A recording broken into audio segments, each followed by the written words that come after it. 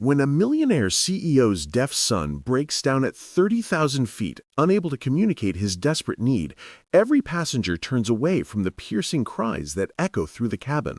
Every passenger except one, a 7-year-old girl who sees what no one else can see, who hears what others dismiss as noise, and who possesses a language that will bridge two broken worlds in ways no one could have predicted. This is the story of how a single act of courage on a November morning changed 4 lives forever, proving that sometimes the most profound connections happen in the space between silence and sound. Before we continue, please tell us, where in the world are you tuning in from? We love seeing how far our stories travel. The crying pierced through the airplane cabin like a siren, raw and unrelenting. Not the typical fussy toddler cry that passengers grudgingly tolerate on flights, but something different, something that made heads turn with a mixture of concern and irritation. Row 19, economy class, Damien Trent's eyes snapped open from his half-sleep state, his body instantly alert. Years of working as a pediatric occupational therapist had trained his ears to recognize certain sounds, certain patterns. This wasn't a tantrum. This was distress, real, desperate distress. Before his tired brain could fully process what was happening, he felt movement beside him. "Wait, Lynn!" But his 7-year-old daughter was already unbuckling her seatbelt with the determined efficiency of a child on a mission. Her small frame slipped past him before he could grab her arm. "Adeline!" he called out, louder this time, using her full name the way he did when she was about to do something that would get them both in trouble. She didn't stop, didn't even turn around. She was already moving up the aisle, her purple sneakers patting softly against the carpeted floor, weaving between flight attendants and passengers with practiced ease. Damien's heart hammered against his ribcage as he scrambled out of his seat, muttering apologies to the passengers he had to climb over. A flight attendant stepped into the aisle, her professional smile firmly in place, but Adeline had already slipped past her like water through fingers. By the time Damien reached first class where he definitely did not belong in his worn khakis and wrinkled button-down, Adeline was already kneeling in the aisle beside a young boy. The crying had stopped. Not gradually. Not with the slow winding down of a child being comforted, it had simply stopped, replaced by an eerie silence that felt almost louder than the screaming had been. Damien froze in the entrance to first class, his prepared apology dying on his lips. His daughter's hands were moving, flowing through the air with graceful precision, forming shapes and signs that the little boy was watching with wide, tear-stained eyes. The child's own hands began to move, hesitant at first, then faster, more urgent. A woman sat in the seat beside the boy, and Damien's first thought was that she looked like she belonged in a magazine. Sharp cheekbones, blonde hair pulled into a ponytail, a suit that probably cost more than Damien's monthly rent.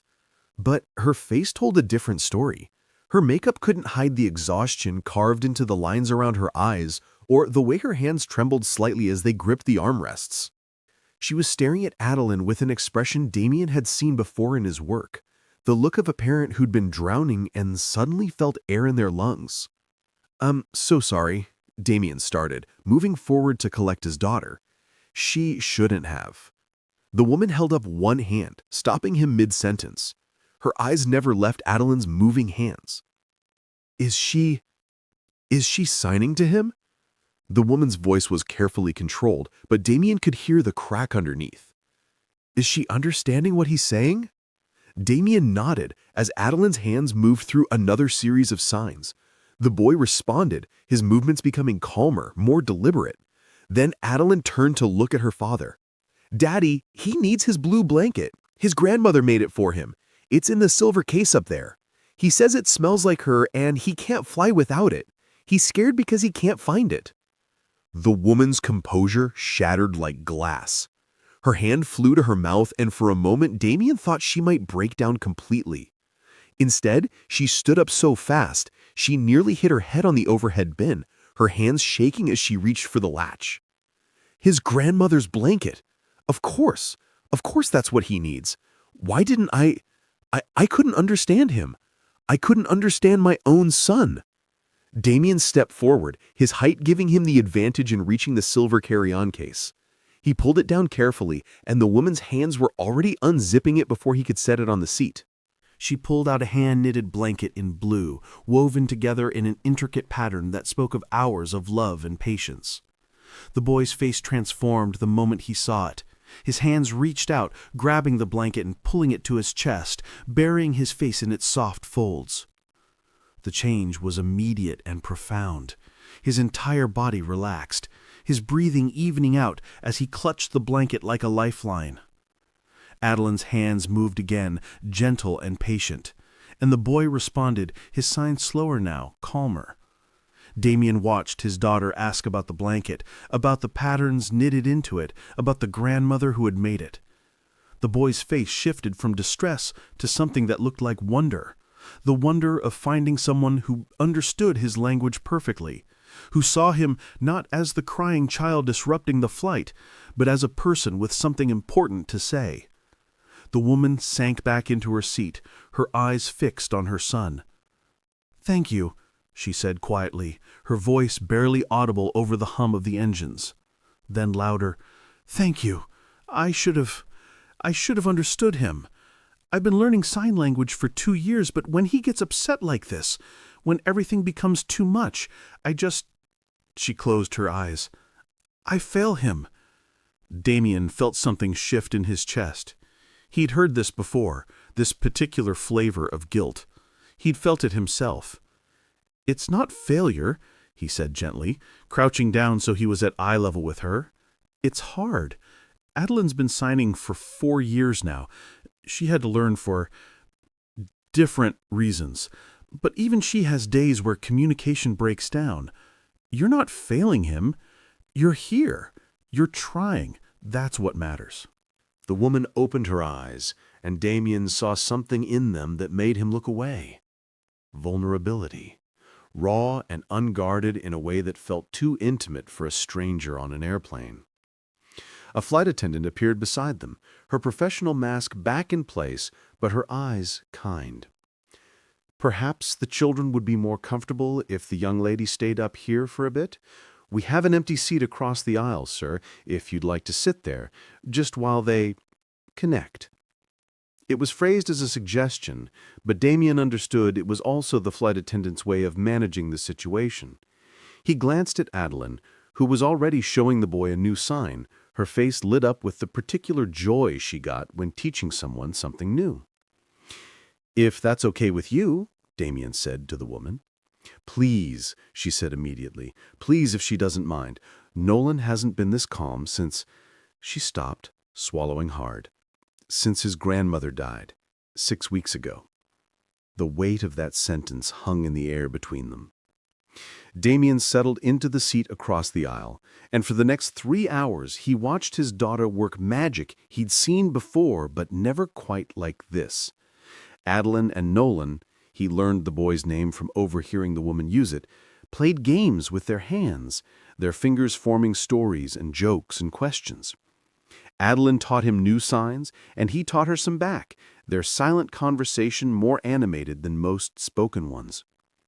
The woman sat beside her son, watching everything with an intensity that spoke of memorization. Damien noticed her hands moving slightly, mimicking signs, trying to learn from Adeline's patient teaching. Somewhere over Nevada, Damien caught her eye. She gave him a small smile, sad but genuine. "I'm Kendall Moore. Damien Trent. And that's Adeline.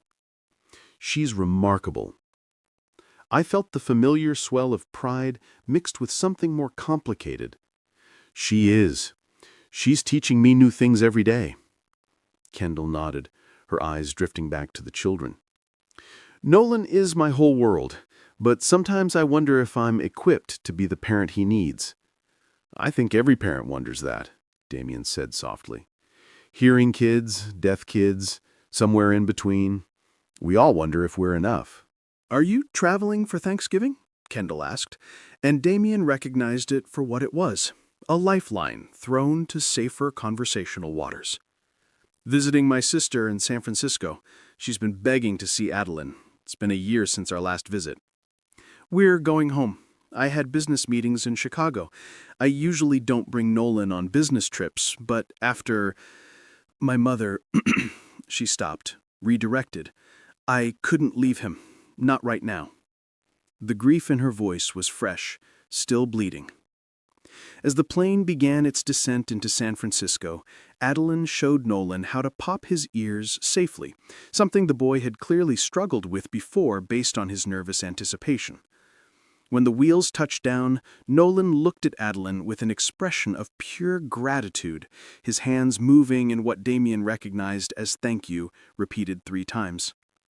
The flight attendants were busy preparing for arrival, and Damien knew they needed to return to their seats. Adeline gave Nolan one final sign, something that made him smile, before reluctantly standing up. As they gathered their things, Kendall reached out, her hand briefly touching Damien's arm.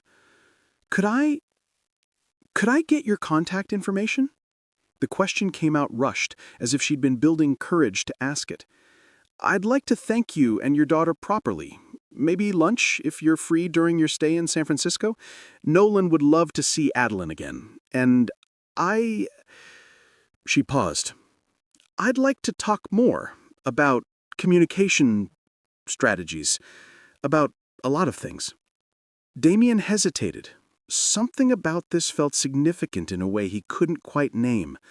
But Adeline was already signing excitedly about seeing her new friend again, her hands moving so fast, Damien had to ask her to slow down. He pulled out one of his business cards from the children's hospital, writing his cell number on the back.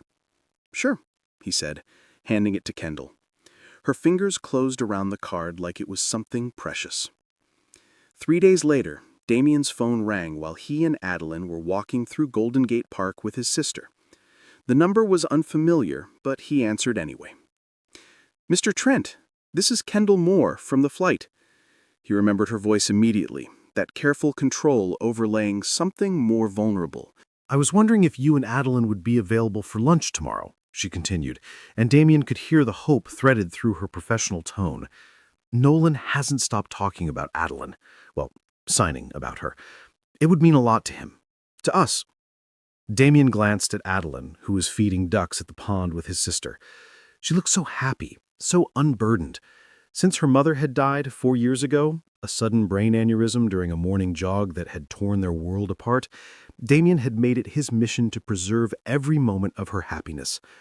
The memory hit him without warning, the way it sometimes still did. Coming home from his morning shift at the hospital to find the police cars in the driveway, the neighbor who'd found Jennifer collapsed on the sidewalk 3 blocks from home, the way that Adeline had stopped speaking entirely, her voice swallowed by grief too big for a 3-year-old to process. 6 months of silence. 6 months where the only way Damien could reach his daughter was through signs, through the language they'd built together in the quiet spaces where words had failed them. Even after her voice returned, tentative and small, they'd kept their sign language as their special bond, their private way of speaking when the world got too loud. "Tomorrow works," Damien said, pulling himself back to the present. "What time and where?"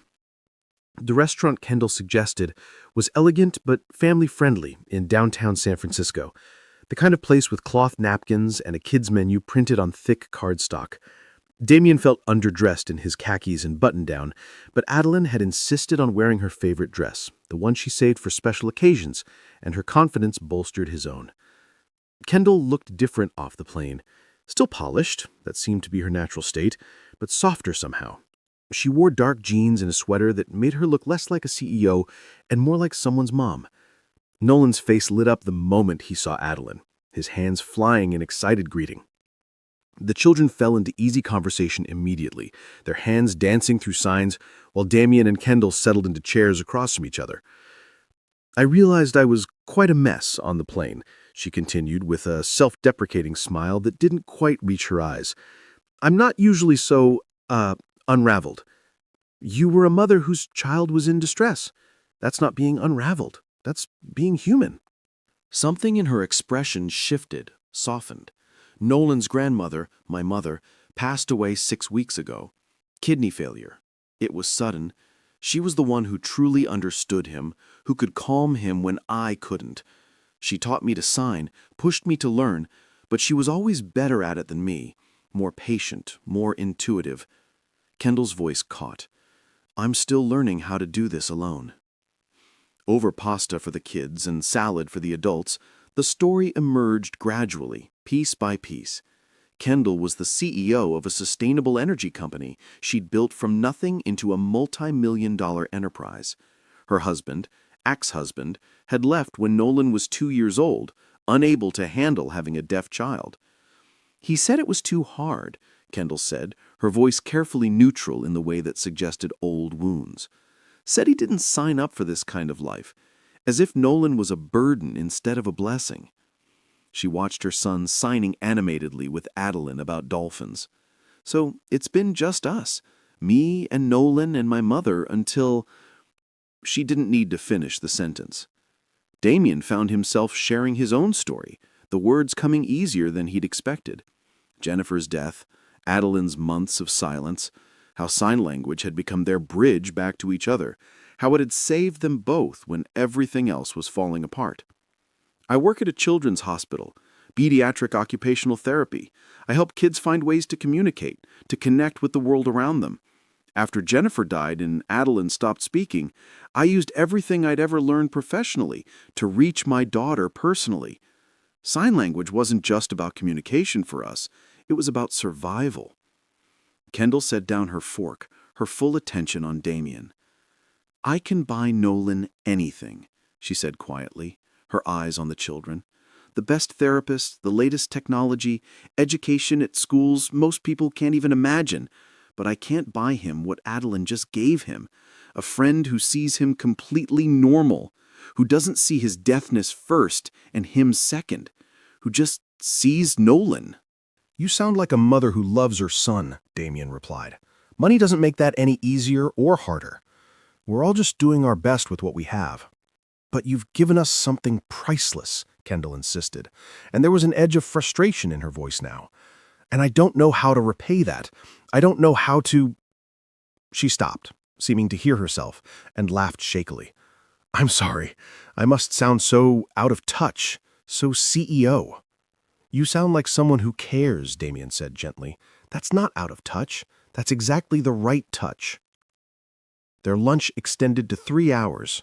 The children were devastated when it finally had to end, so Kendall suggested meeting again in 2 days at Golden Gate Park. Damien agreed, watching Adeline's face light up with excitement. The park meeting led to another invitation to the Children's Museum before Damien and Adeline had to fly home. As they stood in the airport preparing to say goodbye, Nolan clung to Adeline's hand, his face crumpling with the sadness of parting. This is going to sound crazy, Kendall said suddenly, the words tumbling out fast. But would you consider staying in touch? Leo needs this, needs Adeline. They're good for each other. And maybe... She hesitated. Maybe we could figure out some way to meet regularly? Damien thought about the logistics, the distance, the complications, but then he looked at his daughter who was showing Nolan one more sign, promising with her hands that they'd see each other again soon. Yeah, he said. Let's figure it out. What started as a promise became a pattern. Monthly weekend visits that quickly evolved into twice-monthly trips, then every weekend. Kendall would arrange flights for Damien and Adeline to come to San Francisco, or she and Nolan would fly to Chicago. The expense was nothing to her, she insisted, compared to seeing Nolan thrive. Damien watched his daughter bloom in her role as Nolan's best friend and interpreter. She'd always been empathetic, even before her own trauma had taught her about pain. But this was different. This was purpose. Adeline taught Nolan signs he didn't know, helped him navigate interactions with hearing kids, showed him that being deaf didn't mean being limited. And Nolan, in turn, showed Adeline the beauty of deaf culture, the rich community she'd only touched the edges of before. But something else was growing too, something Damien tried not to examine too closely, because it felt both inevitable and impossible. He found himself looking forward to the adult conversation as much as Adeline looked forward to seeing Nolan. Kendall was brilliant in ways that intimidated him at first. She could discuss renewable energy policy and stock market trends with the same ease that she discussed Nolan's latest developmental milestones. But she also made him laugh with stories from her corporate world that seemed like science fiction compared to his hospital environment. She asked his advice about Nolan constantly, valued his professional expertise, but never made him feel like a consultant. She wanted to know his opinion on everything, from discipline strategies to whether Nolan should attend a mainstream school or a deaf school. She listened when he talked about his work, asked intelligent questions about occupational therapy techniques, remembered details from conversations they'd had weeks before. And in the quiet moments, when the kids were playing and the adults were simply existing in the same space, Damien would catch Kendall watching him with an expression he was afraid to interpret. 6 months after that first flight, his phone rang late one evening. Adeline was already asleep, and Damien was reviewing patient files at his kitchen table when he saw Kendall's name on the screen. "I'm restructuring my company," she said without preamble, her voice tight with something that sounded like nervousness. "Moving our secondary headquarters to Chicago. It would mean Nolan and I would be there at least 2 weeks every month, maybe more." Damien's heart forgot how to beat properly. That's a big change, a huge change. Nolan needs Adeline, Kendall said quickly. They're teaching each other so much. Adeline's helping him connect with the hearing world in ways my money and therapy never could. And he's showing her the beauty of deaf culture, the pride in it. They're good together. They are, Damien agreed, his mouth dry. But it's not just that. Kendall's voice dropped lower. "Damien, I think I'm falling for you. I know that's probably inappropriate given everything you and Adeline have done for us. I know the power dynamics are complicated and maybe I shouldn't be saying this, but I can't keep pretending that I'm just interested in our children's friendship. I look forward to seeing you. I think about you when you're not around, and I hope that maybe you feel something similar. But if I'm wrong, please just tell me, and we can—" "Kendall," Damien interrupted gently, his heart now beating so hard he could hear it in his ears. "Really?" Her voice was small, vulnerable in a way he'd never heard from her. "Really? I've been trying to figure out how to say the same thing for the last 2 months." The silence on the other end of the line was profound. "Really?" Her voice was small, vulnerable in a way he'd never heard from her. "Really? I kept telling myself I was imagining it, that someone like you wouldn't be interested in someone like me, that the universe doesn't work that way." "Someone like me?" Kendall laughed, but it was shaky. "Damien, you're the first person in years who's made me feel like I'm more than a CEO or a single mother or a walking bank account. You see me, actually see me. Do you know how rare that is?" They talked until 2 in the morning, the conversation flowing from feelings to fears to the future they might build together. It felt terrifying and right in equal measure. By the following autumn, 1 year after that chaotic flight where their worlds had collided at 30,000 feet, they were a family. Not officially, not yet, but in all the ways that mattered. Kendall had bought a house in Chicago's northern suburbs, a beautiful colonial with enough bedrooms for everyone and a backyard where the kids could play. She kept her San Francisco place for business trips, but Chicago was home now. Their home. The four of them had created something beautiful in that house, a space where both spoken and signed languages flowed freely, where Adeline's voice and Nolan's silence were equally valued, where differences were celebrated instead of merely tolerated. Damien had worried about the financial differences between them. His salary as a pediatric occupational therapist was comfortable, but nowhere near Kendall's wealth. He'd worried about feeling inadequate, about being seen as someone who'd latched onto her money, about losing himself in the shadow of her success. Kendall had addressed it head-on one evening as they sat on the back porch watching the kids chase fireflies. "You gave me my son back," she had said simply, her hand finding his in the darkness. "You and Adeline showed me how to be a complete family. You taught me that understanding matters more than control, that patience matters more than perfection. There's no price tag for that. There's no amount of money I could offer that would equal what you've given us. But—" "No buts," she had interrupted firmly. "I have money. You have emotional intelligence and parenting wisdom that I desperately need. We both bring something essential to this. It's not about equal finances. It's about equal partnership. Can you accept that?" He'd kissed her instead of answering with words, and that had been answer enough. Their love story unfolded slowly, built on the foundation of respect and shared values and the recognition that they each completed something in the other. Kendall brought security and resources, yes, but also ambition and a different perspective on the world that challenged Damien to think bigger.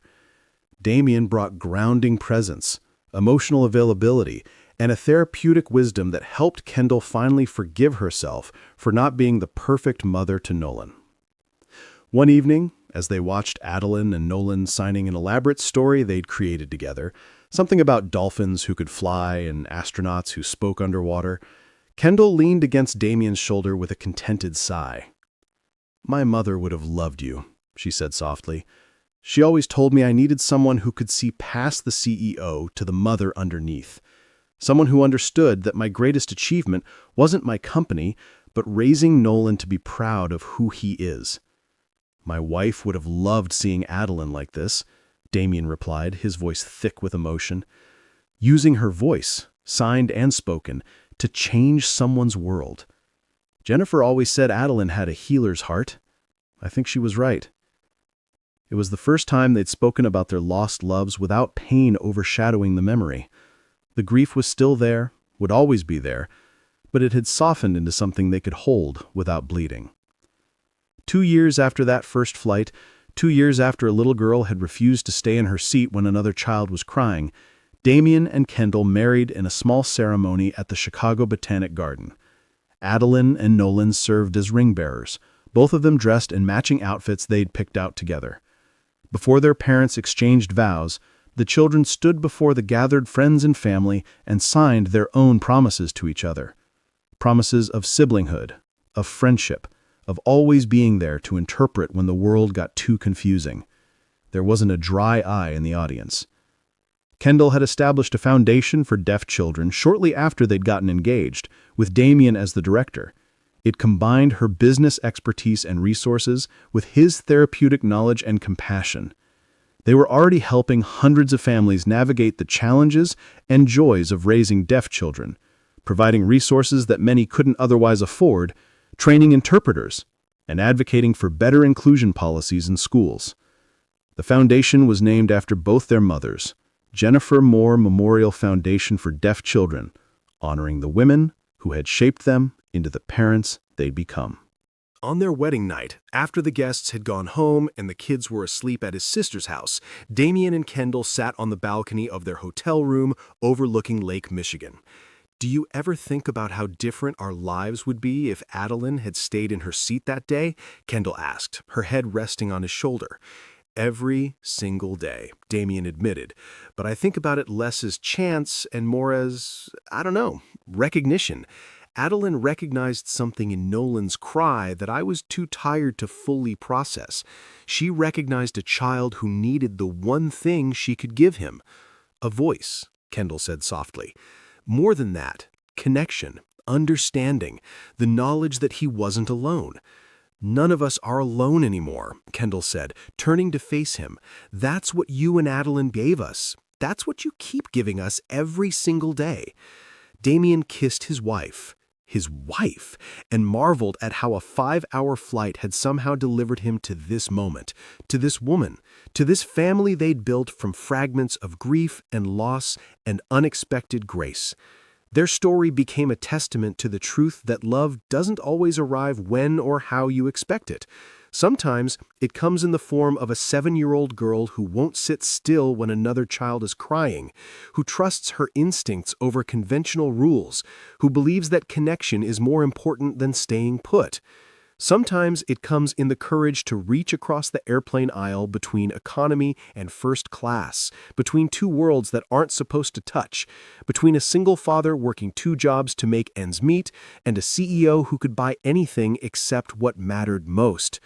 Sometimes it comes in the space between silence and sound, where 2 families learned that the most important things in life need no words at all.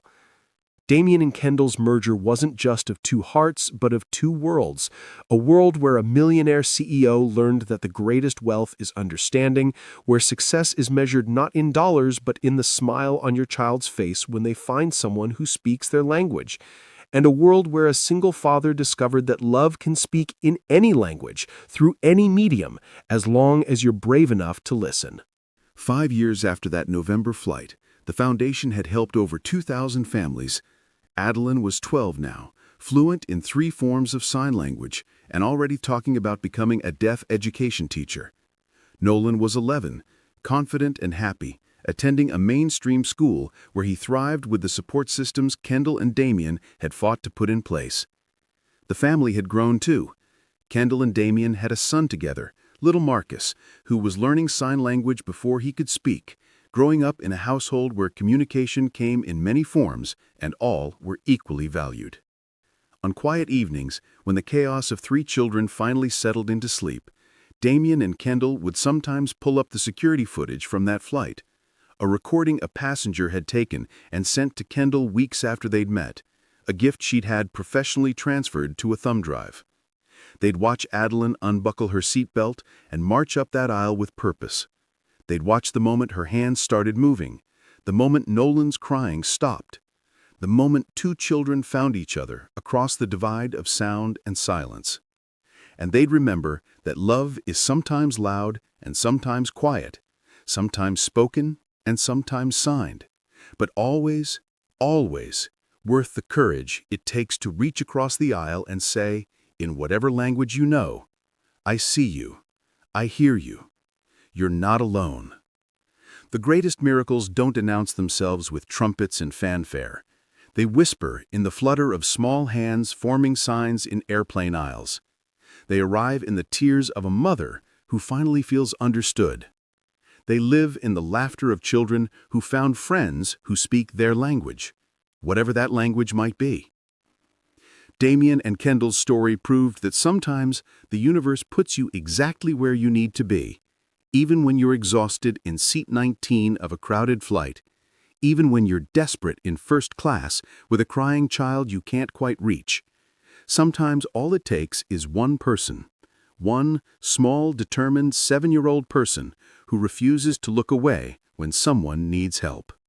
And sometimes, just sometimes, that single act of compassion becomes the first word in a love story that will last a lifetime.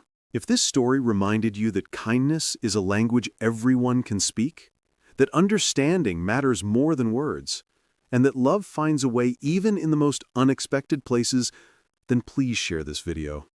Share it with someone who needs to hear that second chances exist, that broken families can become whole in new ways, that children see what adults miss when we're too tired or too scared or too comfortable to step outside our assigned seats. Subscribe to Everbell Stories for more tales that prove the world is still full of magic, still full of people brave enough to reach across divides, still full of children who teach us how to be better humans, because we're all both at different times. We're all Adeline and Nolan, Damien and Kendall. We're all just trying to find our way home, hoping someone will speak our language, praying that love is still possible even after loss. Thank you for watching. Thank you for believing in stories that matter. Thank you for being here. Until next time, remember, the most beautiful connections happen when we're brave enough to unbuckle our seatbelts and walk toward the crying instead of away from it. This is Everbell Stories, reminding you that your story matters too.